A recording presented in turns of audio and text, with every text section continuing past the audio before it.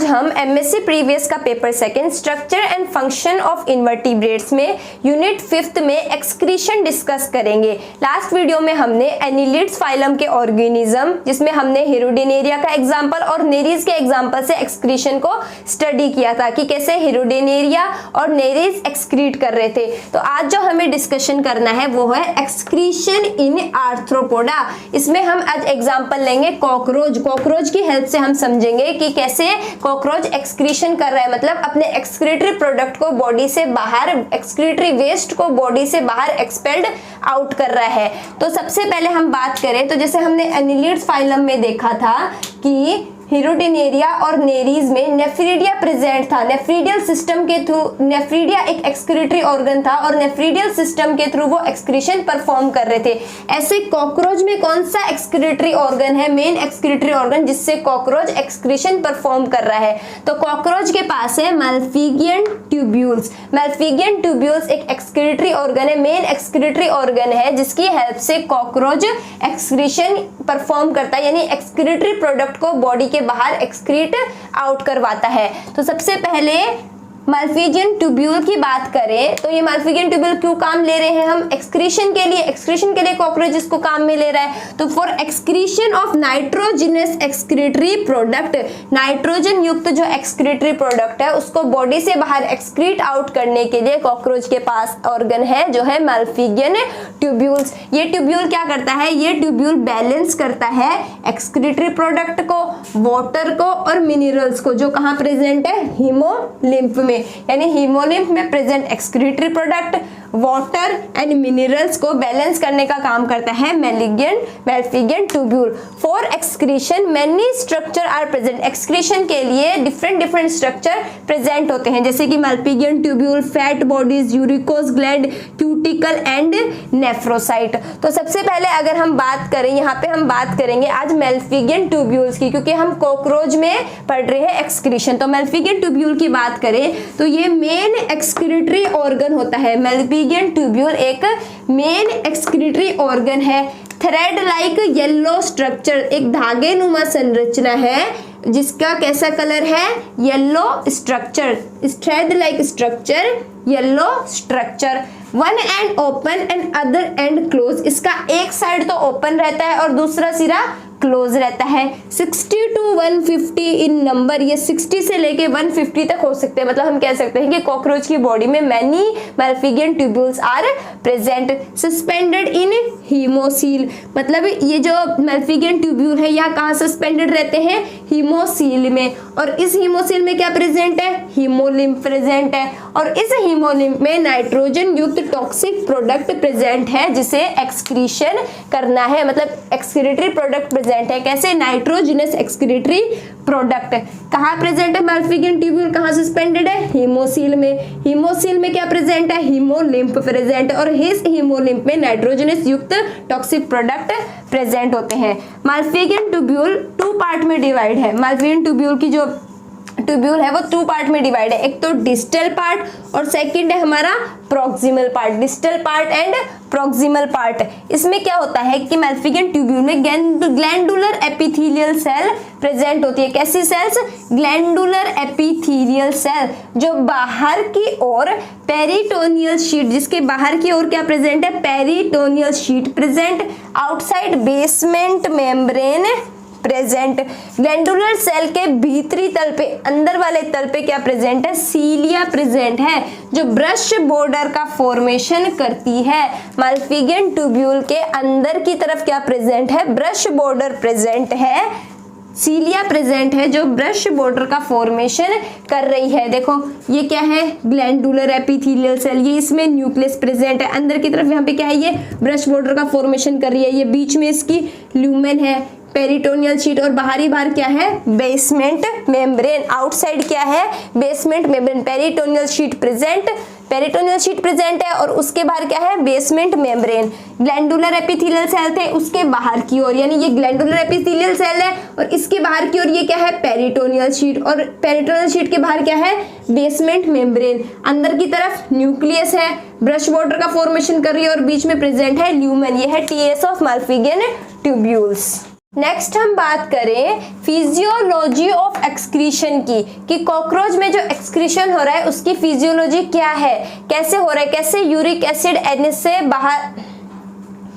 Next अगर अब हम बात करें फिजियोलॉजी ऑफ एक्सक्रीशन की, कि कॉकरोच में एक्सक्रीशन की फिजियोलॉजी कैसी है, एक्सक्रीशन कैसे परफॉर्म हो रहा है। तो सबसे पहले insect produce nitrogenous waste. Insect क्या प्रोड्यूस करता है, नाइट्रोजिनस वेस्ट, किसके फॉर्म में, in the form of soluble potassium urate, किसके फॉर्म में, सोल्यूबल पोटेशियम यूरेट के फॉर्म में। सबसे पहले इंसेक्ट क्या करता है, नाइट्रोजिनस वेस्ट प्रोड्यूस करता है सोल्यूबल पोटेशियम यूरेट की फॉर्म में, फिर उसे लिबरेट कर देता है, liberated into haemolymph.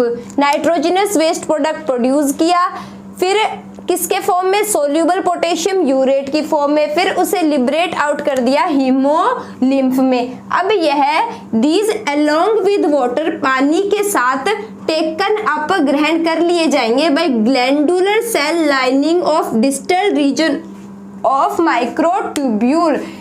Distal region पे जो ग्लैंडुलर सेल की लाइनिंग है इसके द्वारा ये ले लिए जाएंगे, क्या, पोटेशियम यूरेट, किसके साथ, वाटर के साथ। तो देखो ये मल्फिगन ट्यूब्यूल की स्ट्रक्चर है, ये डिस्टल सिक्रेटरी पार्ट है। तो डिस्टल पार्ट के ग्लैंडुलर सेल की लाइनिंग द्वारा पोटेशियम यूरेट, कौन से potassium urate, nitrogenous waste, potassium urate और वाटर कहाँ ले लिए गए, डिस्टल पार्ट में ले लिए गए।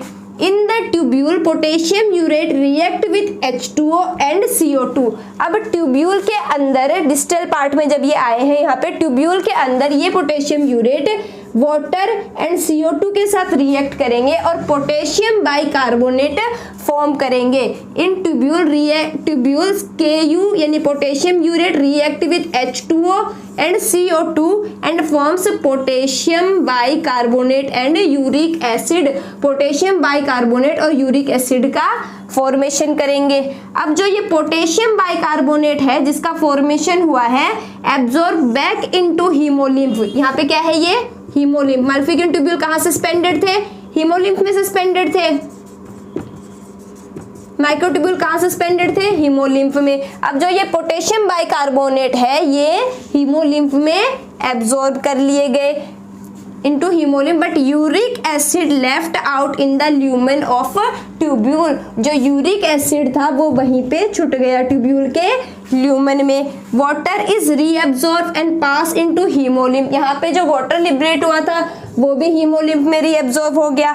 यूरिक एसिड गट की तरफ गया। यूरिक एसिड कहाँ गया, ये गट है, गट की तरफ, गट से रेक्टम, रेक्टम से एनएस और एनएस के थ्रू बॉडी से बाहर चला गया। तो हमने फिजियोलॉजी में देखा कि इंसेक्ट ने क्या प्रोड्यूस किया, नाइट्रोजिनस वेस्ट प्रोड्यूस किया, किसके फॉर्म में, पोटेशियम यूरेट के फॉर्म में। अब पोटेशियम यूरेट H2O के साथ कहाँ आया, डिस्टल सिक्रेटरी पार्ट में, किसके द्वारा, किसकी हेल्प से, ग्लैंडुलर सेल्स की हेल्प से। यहाँ पे इसने रिएक्ट किया पोटेशियम यूरेट ने और क्या बनाया, potassium bicarbonate, H2O and uric acid. यहाँ पे जो पोटेशियम बाइकार्बोनेट और जो वाटर था वो रीअब्सॉर्ब कर लिए गए हीमोलिम्फ में और यूरिक एसिड गट की तरफ गए रेक्टम, रेक्टम से एनएस और एनएस से बॉडी से बाहर एक्सक्रीट आउट हो गए। अब अगर हम नेक्स्ट एक्सक्रीटरी ऑर्गन की बात करें जो है फैट बॉडी, तो फैट बॉडी क्या है, in haemocoel whitish colour tissue present.